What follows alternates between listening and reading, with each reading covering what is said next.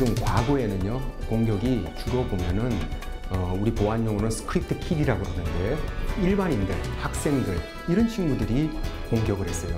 근데 최근에는 굉장히 보안 기술이 높은 국가나 단체 이런 데가 공격을 하기 시작한 겁니다. 그래서 이 공격의 패러다임이 완전히 바뀌었기 때문에 이제 우리가 방어라든지 대응에 대한 기술적 패러다임도 완전히 바뀌어야 된다. 이럴 필요가 있다라는 이유 때문에 제가 이 강의를 준비를 했습니다.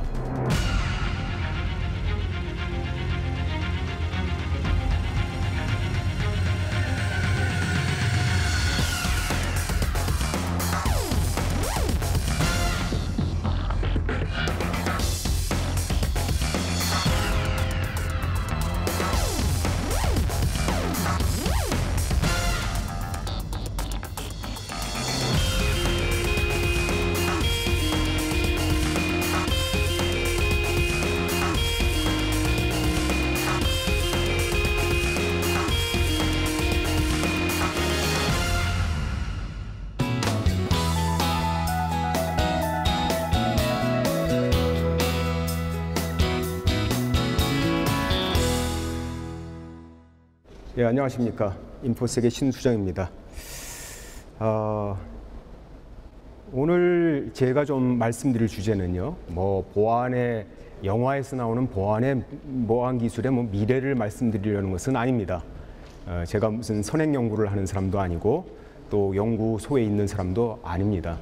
저는 최근에 어떤 보안에 대한 패러다임의 변화, 이런 것들을 보면서 보안업계에 있는 사람들이 지금 무슨 일을 하고 있는가, 또 그 다음에 무슨 일을 해야 되는가, 어떤 문제를 풀어야 되는가, 이런 관점에서 오늘 좀 말씀을 드릴까 합니다.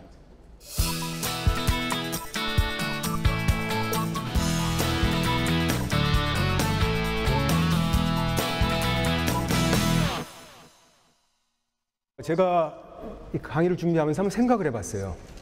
우리 정보보호, 사이버 보호 분야에 과연 기술의 혁신이 있었는가?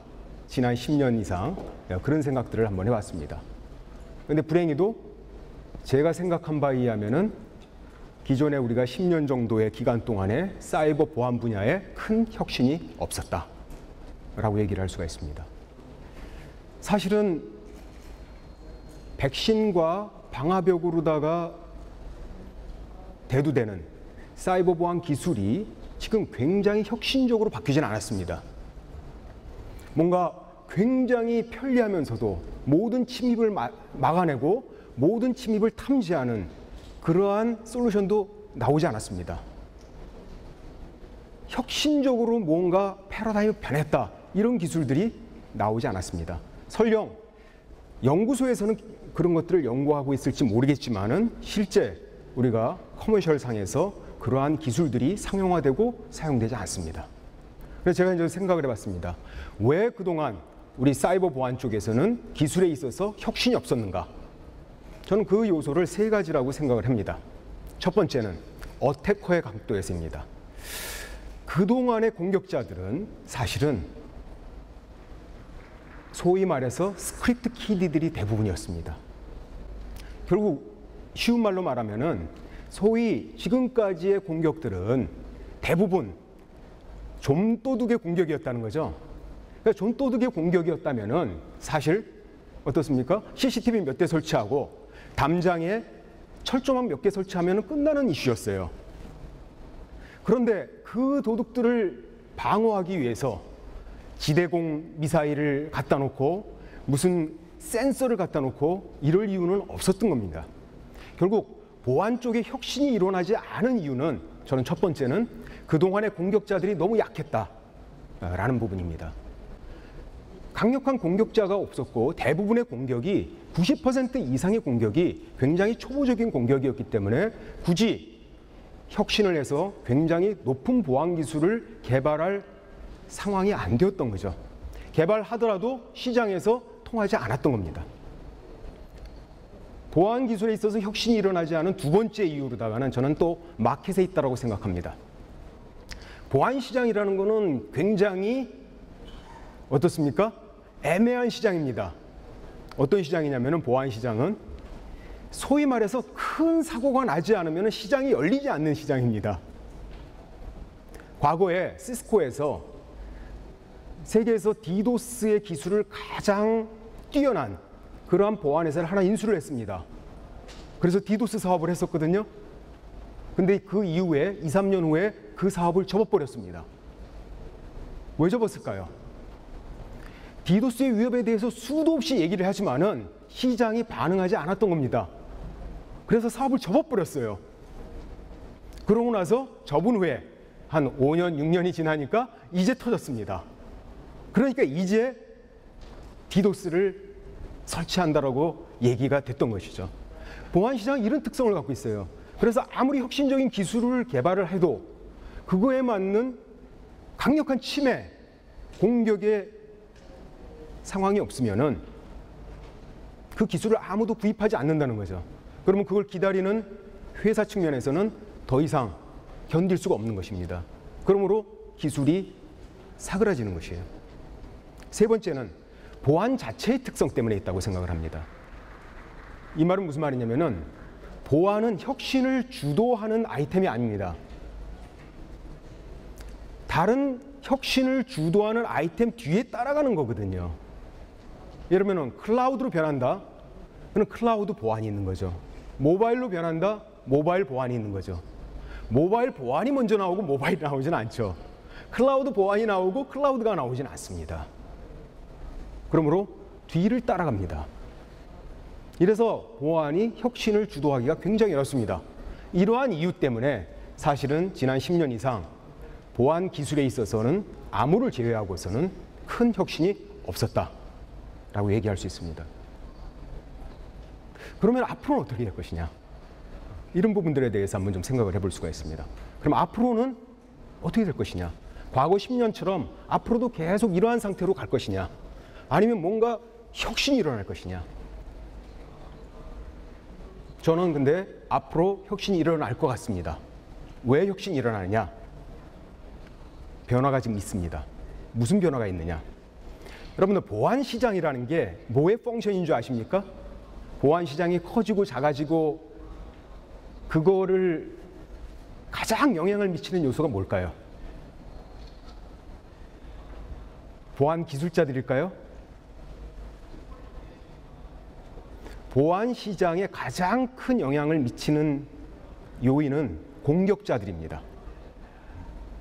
공격자들이 어떻게 하느냐에 따라서 보안 시장이 커질 수도 있고 작아질 수도 있어요. 그런데 공격자가 변하기 시작했다는 겁니다. 보안 시장을 바꾸는 두 번째 요소는 뭔지 아세요? 컴플라이언스입니다. 정부가 법과 제도를 어떻게 움직이냐에 따라서 보안 시장이 변하게 됩니다. 왜냐하면 우리 생각과 달리 모든 기업에 보안 기술을 알아서 맡겨두면은요, 보안 다 열심히 안 합니다. 정부가 나서줘야지, 법적인 규제를 나서줘야지 기본적인 베이스라인이 오르게 돼 있어요. 그래서 보안 시장을 크게 움직이는 두 가지 요소가 있는데 그건 하나는 공격자이고 하나는 컴플라이언스입니다. 근데 이 컴플라이언스 이슈조차도 앞에 거에 디펜던트 합니다. 공격이 변화, 법규도 따라갑니다. 그 다음에 시장이 따라갑니다. 이런 구조를 갖고 있습니다. 그렇기 때문에 혁신이 일어나려면은 가장 중요한 요소는 공격자가 공격이 변화해야 됩니다. 그런데 이제 그 시그널을 보이고 있다는 것입니다. 그럼 어떻게 변화하고 있는가? 그걸 제가 이제 말씀을 드리도록 하겠습니다. 그래서 오늘 이 시간에는 뭔가 보안 기술이 앞으로 혁신될 수 있을 것 같다. 그 이유는 뭔가의 변화가 있다. 그럼 그 변화가 무엇이냐? 그것이 가져올 우리의 방향이 무엇이냐? 이런 부분에 대한 커다란 담론을 말씀드리고자 합니다. 어쩌면 여기에 있는 대부분의 내용들은 여러분들이 평소에 상식적으로 다 듣는 거를 제가 요약을 하고 정리를 한다라는 그러한 입장을 갖고 있습니다. 그래서 오늘은 세세한 기술적 요소를 다루고 큰 기술의 변화가 어떤 식으로 움직일 것인가 다루도록 하겠습니다. 우리의 미래 보안은 어떻게 될 것이냐? 어떻게 변화할 것이냐? 이런 것을 갖다가 예측을 하기 위해서는 세 가지 요소를 점검을 해봐야 됩니다. 우리의 보안은 어떻게, 미래는 어떻게 될 것이냐? 사실 그것에 대해서 뭐 상상할 수 있는 사람들은 많지는 않습니다. 그렇지만 우리의 보안의 미래 모습을 바꿀 수 있는 요소는 세 가지가 있습니다. 첫 번째는 위협의 변화죠. 위협이 도대체 어떻게 변화하느냐, 아까 공격자가 어떻게 변화하느냐에 따라서 우리의 보안의 미래가 어떻게 될 것이냐, 보안 기술이 어떻게 바뀔 것이냐라는 것을 감지를 할 수 있습니다. 두 번째는 환경의 변화입니다. 환경이라면은 뭐 거시적인 환경도 있지만은 기술적인 환경, 다양한 환경들이 있습니다. 아까도 말씀드렸다시피 보안은 후행적 요소라고 그랬죠. 새로운 IT의 혁신이 일어나면은 그 혁신을 방해하는 공격자들이 나타나고 거기에 보안이 따라가는 것입니다. 그러므로 우리는 기술이 어떻게 변하고 있는가를 모니터링해야지 보안에서의 아이디어를 찾을 수가 있습니다. 세 번째는 보안 회사, 보안 연구기관 자체의 변화입니다. 여기에서 어떤 인재를 가지고 어떤 혁신을 이루느냐가 우리 미래의 보안 모습을 바꿔줄 것입니다. 그러므로 우리의 미래의 보안 모습은 바로 이 세 가지에 따라서 결정이 된다. 그 세 가지 요소들에 대해서 제가 지금부터 한 가지씩 말씀을 드리도록 하겠습니다. 첫 번째는 위협의 변화입니다. 과연 위협이 변화하고 있느냐? 사실 위협 부분은 지금 다양한 위협이 있죠. 우리가 지금 전통적으로 계속 당하는 위협들이 있습니다. 예를 들면 시스템이라든지 네트워크 위협, 애플리케이션에 대한 위협, 디도스 위협, 뭐 이건 사실은 과거에도 있었고 현재도 있고 미래도 있을 위협입니다. 점차적으로 고도화되고 있죠. 그렇지만 뭐 혁신적으로다가 위협이 변하지는 않을 것입니다. 사실은 지금이 이제 위협에 있어서 큰 변화라고 생각하는 것이 지금 APT 어택이겠죠. APT 어택 오늘도 계속 쭉 있는 얘기가 나왔는데 APT 어택이 왜 기존의 위협과 다르냐 하는 부분은 여기 보안하시는 분이기 때문에 다 아실 수가 있을 것입니다.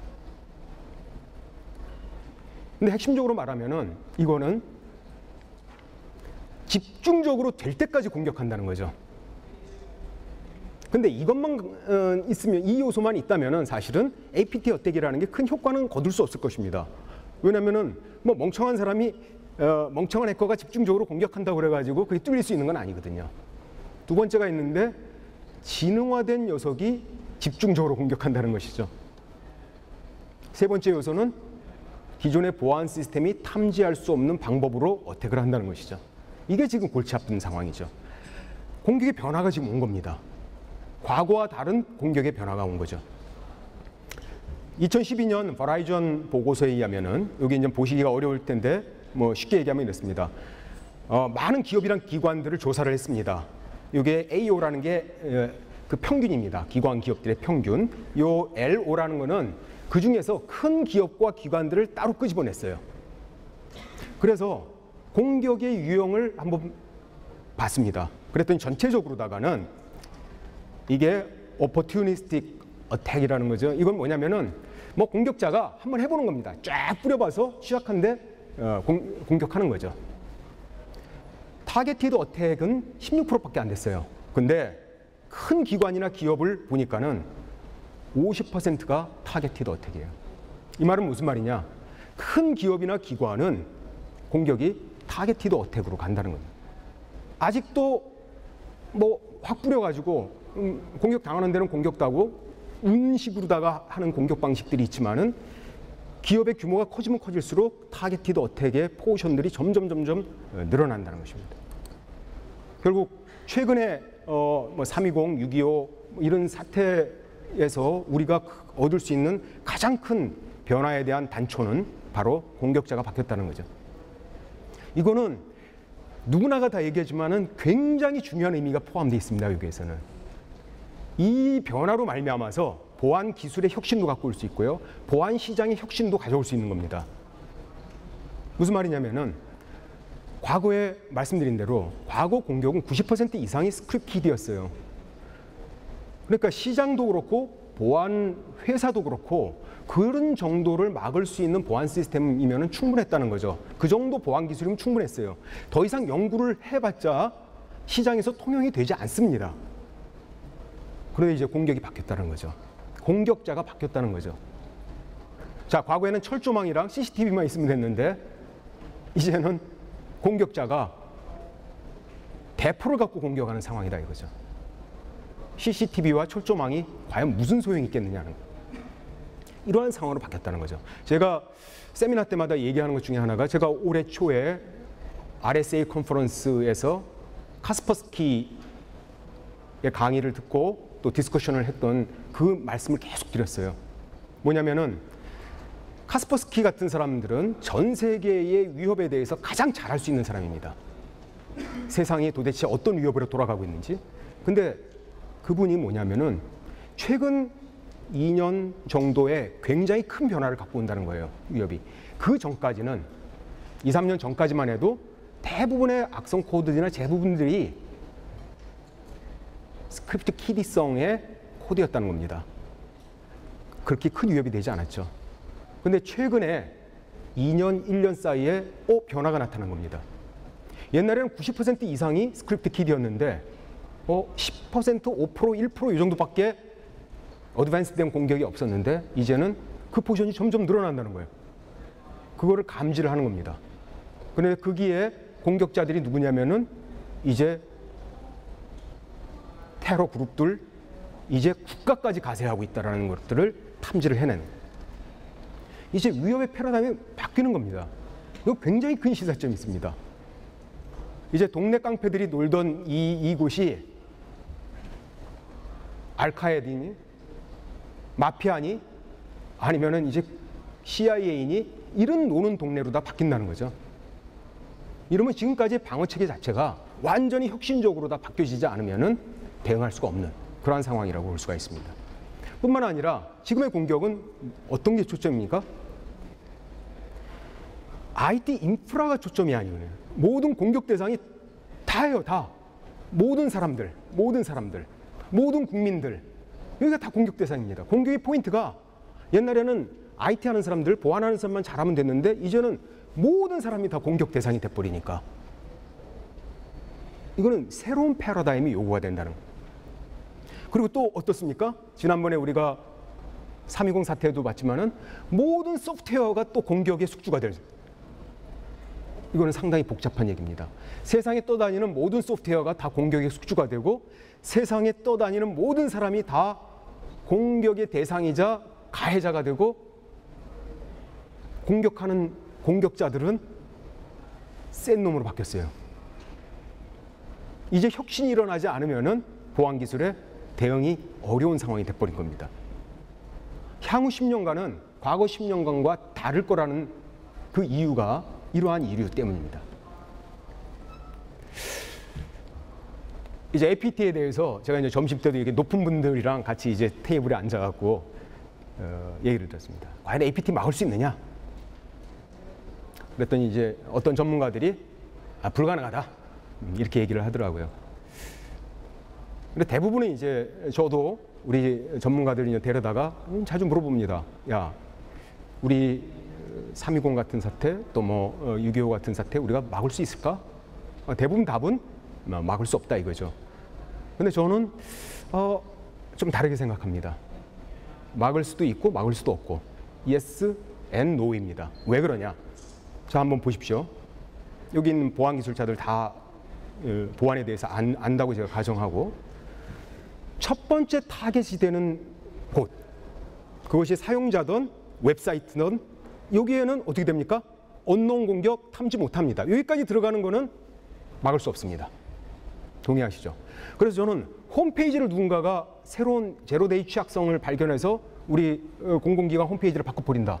이거는 일어날 수 있는 일이라고 생각합니다. 이거는 막을 수가 없다라고 생각을 합니다. 어떤 PC가 새로운 악성 코드 걸려갖고 장악당했다. 이거는 막을 수가 없죠. 이거는 APT입니다. 그렇지만은 공격자가 어떤 특정 타겟에 변조하는 걸로 끝나지는 않지 않습니까? 그 다음에 전파를 하거든요, 결국은. 다른 사용자한테 공격을 하든지 다른 시스템으로 공격을 하는 거죠. 이거를 과연 막을 수가 없습니까? 요거에서는 전통적인 기술을 쓸 수밖에 없는 거거든요. 결국 거기에서는 나타나는 트래픽들이 아주 기존에 보도 듣도 못한 것들은 아니라는 겁니다. 기존의 접근 통제나 많은 부분들로다가 어느 정도는 뭐 완벽하게는 아니지만 해결할 수 있다는 것이죠. 결국 뭐냐면은 저는 APT에 대해서 야 막을 수 없다 이렇게 답하는 건 무책임한 일이라고 생각합니다. 이렇게 얘기해 줘야 됩니다. 1단계까지는 막을 수 없습니다. 그렇지만은 전파되는 거는 가능합니다. 그럼 전파되는 거는 뭘로 하냐? 결국 디펜스 인 뎁스. 다양한 현존하는 보안 기술로다가 어느 정도 커버할 수 있습니다. 그렇지만 1차적으로다가 가는 부분, 이 부분은 뉴 테크놀로지가 필요한 부분입니다. 그러므로 새로운 보안 기술의 혁신이 일어난다고 해서 저는 기존의 보안 시스템이나 보안 기술이 확 없어질 거라고 생각하지는 않습니다. 왜냐하면 여전히 알려진 부분에 대한 이슈들이 많이 있거든요. 그리고 여전히 저는 가끔 농담 삼아 사실은 저도 면피입니다. 그게 APT에 모든 걸 막을 수 있다. 요즘에는 있잖아요. 병원에 가면 의사들한테 가면 여러분들 병 나가서 가면은 의사들이 항상 그 원인이 뭐라고 그럽니까? 제가 병이 났어요. 뭐가 걸렸습니다. 원인이 뭐죠? 의사는 한마디 답으로 모든 답을 해버립니다. 답, 스트레스. 우리도 자칫하면 모든 질문을 한마디로 대답할 수 있어요. 언노운 공격. 이거 좀 무책임한 일일 수도 있습니다. 언노운이라도 못 막을 수 있는 것도 있고 막을 수도 있는 거잖아요. 영역이 다른 거죠. 그래서 이런 부분들이 분명히 두 가지가 결합이 될 부분들이 있습니다. 자, 그러면은 이 두 가지가 결합이 되면서 결국 기존의 디펜스 인 뎁스는 갈 거다. 그렇지만 위협적인 측면에서 봤을 때는 지금 가장 핫하게 이루어지는 기술 동향은 세 가지죠. 그죠? 첫 번째는 아이솔레이팅 테크닉이죠. 두 번째는 컨텍스트 어웨어니스고 세 번째는 시큐리티 인텔리전스입니다. 결국 언노운 공격, 어차피 기존에 알려진 공격들은 기존의 방식대로다가 하면 되는데 알려지지 않은 공식을 어떻게 대응할 것이냐, 이게 화두죠. 이게 분명히 혁신이 일어날 거라고 판단을 합니다. 결국 그 혁신의 큰 축은 지금 세 가지로 가고 있습니다. 첫 번째는 아이솔레이팅 하는 거죠. 일단 모든 트래픽은 이거는 다 믿을 만하지 못하다 해서 버추얼라이제이션이라든지 아이솔레이션 샌드박스를 통해서 거기에서 검증을 해서 믿을 만한 놈을 빼내겠다는 거죠. 그게 하나의 기술의 동향이죠. 두 번째는 무엇입니까? 컨텍스트 어웨어니스. 지금까지는 그냥 오는 거 가지고 이게 나쁜 놈이냐 좋은 놈이냐 이렇게 했다면 이제는 도대체 누가 보냈고 어디를 목적으로 하고 언제 보냈고 어디서 보냈고 이런 문맥을 가지고서 이게 신뢰할 수 있는 놈인지 신뢰할 수 없는 놈인지 판단하겠다는 거죠. 근데 이게 예스냐 노냐 이렇게 하기에는 너무 큰 문제라서 스코어링을 매깁니다. 레퓨테이션 스코어링을 매겨서 컨텍스트 어웨어니스 방법을 사용하는 부분입니다. 세 번째는 시큐리티 인텔리전스죠. 결국은 분석을 통해서 다양한 공격 룰을 끄집어내는 이런 부분들이 나가는 방향입니다. 그래서 이 세 가지가 지금 핫하게 연구되는 가장 큰 방향인데 이 방향에서의 장애 요소는 두 가지가 있습니다. 제가 판단은 하나는 성능 요소고요. 또 하나는 오탐 요소입니다. 근데 첫 번째 요소는 저는 대부분 해결될 거라고 봅니다. 성능 요소들은 비약적으로 발전하고 있기 때문에 사실은 과거 우리가 시큐리티 인텔리전스를 한다고 했지만 성능 때문에 못했거든요. 로그들을 쌓아놓고 분석이라는 거는 꿈꾸지 못했습니다. 근데 이 부분은 해결됩니다. 근데 해결되지 않는 숙제가 하나 있습니다. 뭡니까? 오탐입니다. 새로운 기술이 가더라도 이 오탐 부분 해결할 수가 없어요. 제가 책에도 썼는데 이 오탐 부분은 수학적으로 해결하는 게 불가능합니다. 우리가 하나라도 정확한 공격을 찾으려면 찾을수록 오탐은 많아집니다. 그렇기 때문에 저는 아무리 보안 기술이 혁신적으로 나가도 우리 보안 담당하는 보안 전문가들이 놀 일은 없을 거다. 우리 보안 전문가들이 할 일이 바로 그겁니다. 그래서 향후 우리 보안 전문가들의 일은 저는 우리 관제하는 친구들한테 그런 얘기 많이 합니다. 앞으로는 서트라는 말도 필요 없다. 보안 분석가가 돼. 그 일들은 우리가 해줘야 될 계속 일입니다. 정교한 오탐 분석은 그거는 전문가 아니면 할 수가 없거든요. 그러한 문제가 있기 때문에 관리적인 요소의 보안은 기술의 혁신과 관계없이 계속적으로 따라가야 돼요. 부분이라고 저는 생각을 하고 있습니다.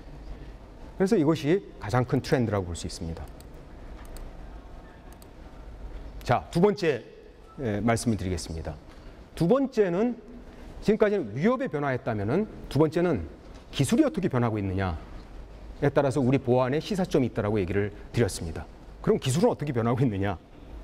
근데요, 기술이 어떻게 변하고 있는가는 상식입니다. 사실 여기 뭐 엄청난 연구기관에서 굉장히 많은 연구를 해서 앞으로 기술이 이렇게 변할 것이다 라고 얘기했는데 굉장히 복잡한 말 같지만은 읽어보면 굉장히 단순한 상식들입니다. 첫 번째는 뭐냐면은 인프라가 혁신적으로 빨라질 거다. 다 아는 얘기죠, 그죠? 성능이 혁신적으로 빨라질 거다. 두 번째는 데이터가 엄청나게 증가할 거다. 이거 모르는 사람이 있습니까? 세 번째는 뭡니까? 어느 디바이스든 언제든 커넥션이 될 거다. 그리고 아무 데서나 일할 거다. 이거 다 아는 얘기예요. 그러면 이 다 아는 얘기인데 이 다 아는 얘기가 우리의 보안 기술과 보안 산업의 혁신에 어떤 시사점이 있느냐, 이게 더 중요한 겁니다. 자, 이러한 트렌드 중에서도 제일 큰 부분들을 우리는 지금은 클라우드, 모바일, 소셜 세 가지를 얘기합니다. 이런 변화가 있죠. 클라우드로 변화하고 모바일로 변하고 소셜로 변화한다. 그러면 이런 변화 가운데서 보안에는 어떤 시사점이 있을까요? 제가 우리 직원들이랑 같이 한번 얘기를 해봤습니다. 자, 그럼 가까운 미래에는 아마 보안이 이렇게 될 거다라고 얘기를 하고 있습니다. 뭐냐면은 자, 이제 많은 데이터들은 이제 기업이 안 갖고 있다. 클라우드로 다 집어넣는다. 그러면은 기업에는 PC 단말들에는 데이터들이 거의 저장되지 않고 버추얼 형태로 다 갈 것이다. 그 다음에 대부분은 와이어리스로 다 연결될 것이다. 모바일 기기, 모바일 오피스 언제든지 돌아다닐 것이다. 자, 이런 환경 얘기합니다. 그러면 여기에서 보안의 혁신에 보안 기술의 방향에 있어서 뜨는 기술과 사라지는 기술은 뭘까요? 이런 환경으로 가면은 위협이 되는 기술은 첫 번째는 클라이언트 쪽의 기술일 겁니다. 다 이제 PC 쪽에 이제 보안 시스템 필요 없거든요. 중요한 데이터 다 위에 올려놓는데 만약에 이런 방향으로 간다면은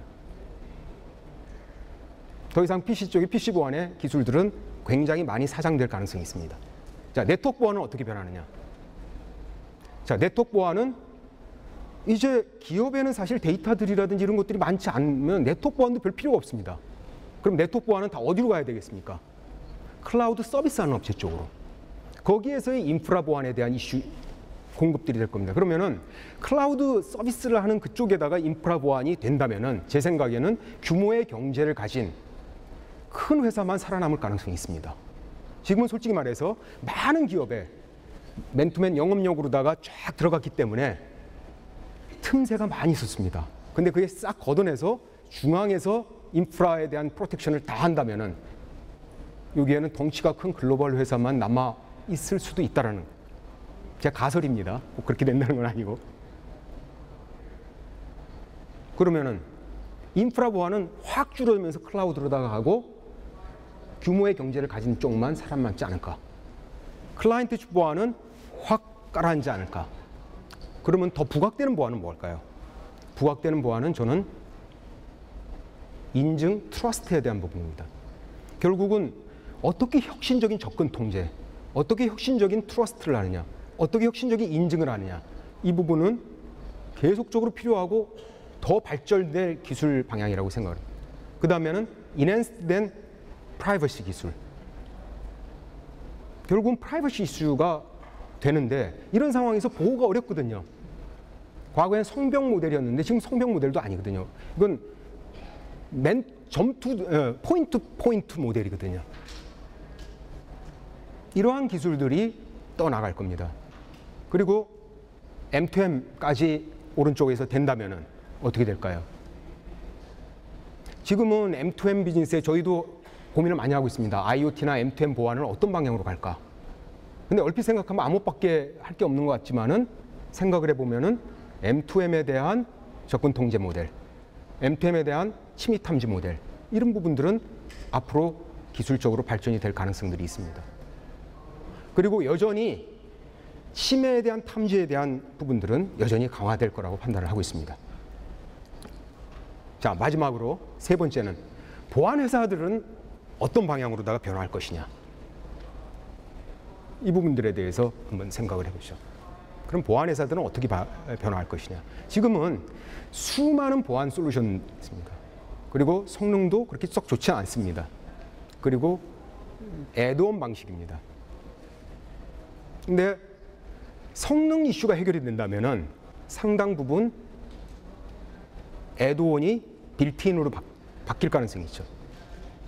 인테그레이션으로 바뀔 가능성이 있어요. 물론 이 얘기는요, 3년 전에도 이런 비슷한 생각을 했습니다. 아직까지 오고 있지는 않습니다. 그리고 보안 회사들은 점점 시큐리티 인텔리전스를 쓸 수밖에 없을 것이다 하는 부분이죠. 제가 한 3주 전에 카운터텍 대표, 미국에 있는 대표를 만나서 디스커션을 했습니다. 그래서 앞으로 보안 업계의 미래는 어떻게 될 것이냐 하는 것에 대해서 디스커션을 했는데요. 첫 번째는 뭐였냐면은 이제 앞으로 보안 업계들은 프리벤션 서비스에서 디텍션이나 리스판스 쪽으로 다 더 투자를 해야 된다. 이런 방향으로 갈 거다. 소위 말해서 예방 보안에 대한 부분, 예방 보안에 대한 부분들은 어떻습니까? 이제 점차적으로다가 힘을 잃어갈 거 아니냐. 보면은 미국의 한 회사에서 조사를 한 건데요. 지금 세계 보안 시장의 프로덕트에 대한 부분들을 돈을 얼마나 쓰고 있는가 하는 부분 공부입니다.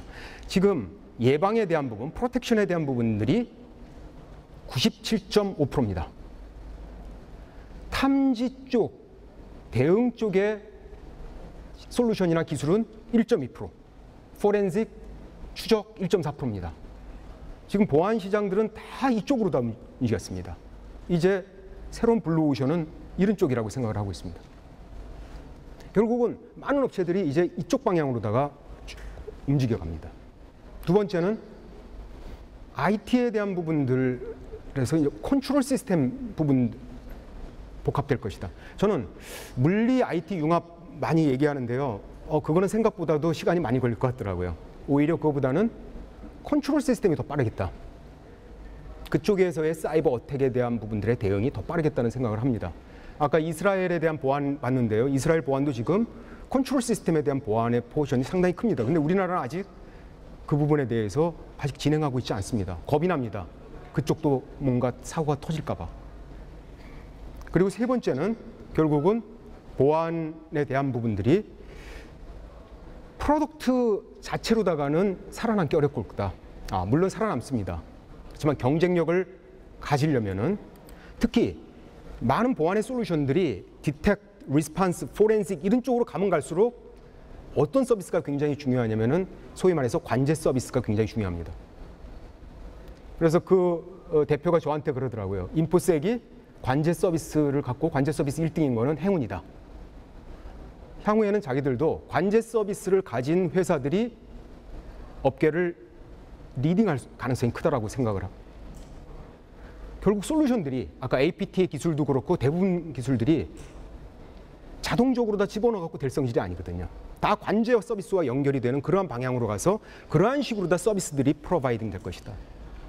그래서 서비스 역량을 갖는 건 굉장히 중요한 부분이고 이제 솔루션들이 서비스와 연결하고 이러한 부분들로 변해 나가고 클라우드 형태로 점차 변해 나갈 것이다. 이러려면은 코어가 관제에 대한 역량을 가진 기업들을 중심으로 해서 시큐리티 트렌드가 그래서 굉장히 희망을 얻었어요. 그동안 우리 관제 사업하면서 야 돈은 많이 못 버는데 사람 많이 갖고 있고 고생을 한다 이렇게 생각했지만은 이게 향후에 어쩌면은 기술 혁신에 남은 많은 부분들의 요소라는 거죠. 자, 제가 결론을 말씀드리겠습니다. 제가 세 가지 관점에서의 보안 기술의 혁신에 대한 부분들을 얘기를 했습니다. 첫 번째는 공격자의 각, 두 번째는 IT 테크놀로지의 변화, 세 번째는 보안 회사들 자체의 변화. 이 세 가지 요소가 우리의 보안에 대한 미래를 가져올 것이고 그러한 가운데서 우리가 어떤 방향의 기술들을 준비를 하고 있다는 부분들에 대해서 지금까지 쭉 말씀을 드렸습니다. 결국 여기에 이제 우리 보안하는 사람들이 있습니다. 보안 기술을 하는 사람들이 있습니다. 우리가 풀어야 될 숙제들이 있습니다. 사실은. 이러한 문제를 푼다면은 저는 이런 문제를 혁신적으로 풀어낸다면은 아마 여기에 보안업계의 스티브 잡스들이 나타나지 않을까라는 생각을 합니다. 그럼 우리가 풀어야 될 문제가 뭡니까? 어떤 분들은 굉장히 큰 문제를 풀 수도 있고 어떤 회사들은 굉장히 여기서 작은 문제를 풀 수도 있지만은 현재 우리가 풀어야 될 문제들은 바로 다음과 같습니다. 첫 번째는 뭡니까? 어떻게 하면 정확하게 공격, 침해 이 부분들을 탐지해낼 것이냐. 근데 제가 얘기했지만은 이러한 것을 탐지해내는 컨스트레인트가 뭐냐? 결국은 오탄 문제는 해결할 수가 없습니다. 통계학적으로. 그러면 그러한 문제들을 정교하면 정교할수록 어려운 부분이니까요. 극복하면서 그런 이 문제를 어떻게 풀 것이냐. 더 나아가서는 공격 자체를 어떻게 예측할 것이냐. 이런 부분에 혁신적인 기술을 여러분들이 낸다면은 제2의 스티브 잡스가 될 수 있습니다. 세 번째는 어떻게 변화하는 이 환경 가운데 방어할 수 있을 것이냐. 네 번째는 현재 아이덴티티 트러스트 모델을 어떻게 혁신적으로 변화시킬 것이냐. 저는 이 부분에 대한 부분들이 굉장히 앞으로 중요한 혁신이라고 말씀을 드렸습니다. 다섯 번째는 결국은 프라이버시에 대한 부분도 어떻게 혁신적으로 풀어나갈 것이냐. 그런데 여기에 제한 조건이 있습니다. 불행히도 이런 문제를 해결해냈는데 어떻습니까? 사용하기가 엄청 불편하다. 그러면 사장될 것입니다. 관리하기가 엄청 불편하다. 이것도 사장되겠죠. 결국은 보안이 왜 힘드냐. 이런 컨스트레인트를 가지고 이 문제를 해결하려고 하니까 사실은 어려운 겁니다. 그렇지 않다면 우리는 벌써 이런 문제를 해결했을 겁니다. 근데 수많은 보안 기술, 좋은 기술들이 나타났다 사라졌던 이유는 뭐냐면 이 컨스트레인트를 맞추지 못했기 때문입니다. 그리고 마지막 한 가지 있습니다. 그거는 웨펀에 대한 문제입니다. 왜 공격 무기를 얘기하냐? 우리는 방어만 열심히 하면 되지 않느냐? 그런데 한번 생각을 해보십시오. 왜 선진국가에서 핵무기를 갖고 있습니까? 공격하려고 핵무기를 갖고 있습니까? 아니거든요. 나 한번 공격해봐라. 너 크게 당한다. 이렇게 하려고 핵무기를 갖고 있는 겁니다. 저는 중요한 방어 무기 중 하나는 공격 무기를 갖고 있는 거라고 생각합니다. 너 공격해봐라. 너 이렇게 당한다. 그러므로 디펜스 기술과 더불어서 공격 무기에 대한 부분, 우리가 어떤 다른 나라를 공격하기 위해서 준비하는 게 아니라 진정한 방어를 위해서 준비를 해야 될 필요가 있습니다. 저는 가끔 이런 생각을 하거든요. 지금 보면은 핵무기 시장을 한번 보세요. 선진국들이 먼저 몇 개국들이 핵무기를 다 만들어 버렸습니다. 강대국들이. 그러고 나서 그 다음 어떤 일을 합니까? 그 다음에는 긴축회담이니 어떤 커미티를 만들어 갖고 그 다음 나머지는 핵무기를 모두 만들지 못하게 합니다. 저는 사이버 세계에도 비슷한 일이 일어날 것 같다는 생각이 들어요. 몇몇 국가들이 만들어 놓고 그 다음에는 세계 조약을 맺어 갖고 이제부터는 만들지 말라 이렇게 할 가능성이 큽니다. 그 전에 빨리 만들어야 될 필요가 있다고 생각합니다. 그게 또 하나의 방어의 큰 무기가 될 수 있다. 이런 분야에 대해서는 얼마만큼 기술이 진전됐는지 잘 모릅니다, 사실은. 이런 부분들은 굉장히 보호하고 있기 때문에. 그렇지만은 다행인 것은 뭐냐면은 이런 무기들은 다행히도 사이버 웨폰은 해독하기가 좋다는 겁니다. 공격을 당하면은 그거 분석해가지고 비슷하게 만들어낼 수가 있습니다. 사실은 여기에서는 혁신이 진짜 일어나지 않으면은 더 이상 무용지물이 될 부분들입니다. 장점과 단점이 있습니다. 그래서 아무쪼록 저희가 이러한 기술의 변화에서 또 여기에 계신 보안인들이 이러한 혁신에 다 동참하고 있을 거라고 판단을 하고 있습니다. 그래서 부디 혁신을 이루어내서 정말 우리 전 세계, 우리 전 국가 또 전 국민이 안전하게 되는 그날을 우리가 같이 만들어 나갔으면 좋겠습니다. 감사합니다.